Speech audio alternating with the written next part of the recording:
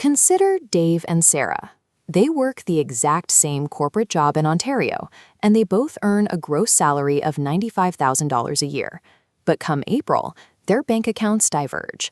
Dave owes the government over $22,000 in combined taxes. Sarah, however, receives a four-figure tax refund check.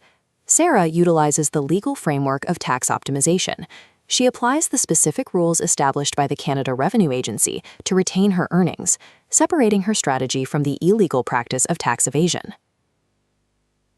In Canada, long-term wealth is not a product of your top-line salary. It is determined by your net retention after the CRA takes its share. The primary method for increasing retention involves shifting income out of peak earning years and deferring it until retirement. This bar chart represents their $95,000 income. Because Sarah contributes $7,000 into a registered retirement savings plan, she slices that portion off the top, establishing a new taxable baseline of $88,000. By lowering that baseline, she is taxed as if she earned less. The government recalculates her liability at her highest marginal bracket, triggering an immediate refund.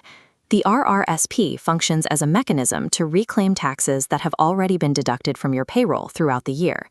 This strategy can be paired with the First Home Savings Account, or FHSA. This is a hybrid shelter that allows for up to $8,000 in annual contributions. The account uses a dual benefit structure. Your contributions bypass the tax gate because they're tax deductible. The capital enters a growth chamber and, if used for a qualifying home, exits through a zero tax gate.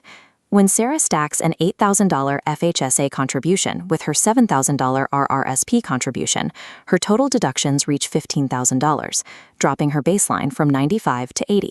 Combining these two accounts allows a taxpayer to systematically reduce their exposure to the highest marginal tax brackets. Outside of these accounts, the government taxes 50% to 66.7% of your capital gains, along with the full value of your interest income.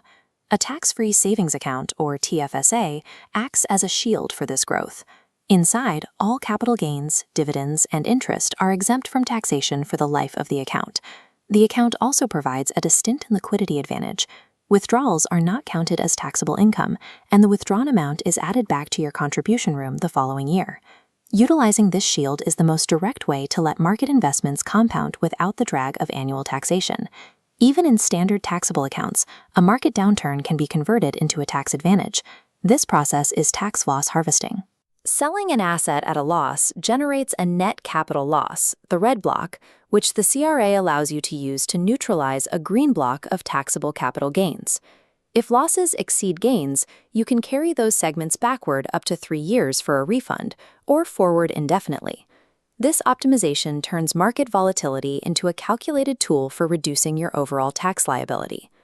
The final tools for reduction are Form T-2200 for employees and standard business write-offs for the self-employed.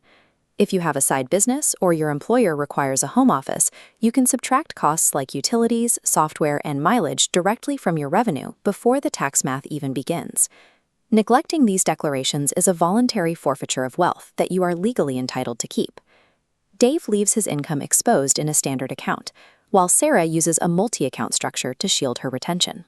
The Canadian tax code is a rigid system designed to reward structural planning over raw earning power.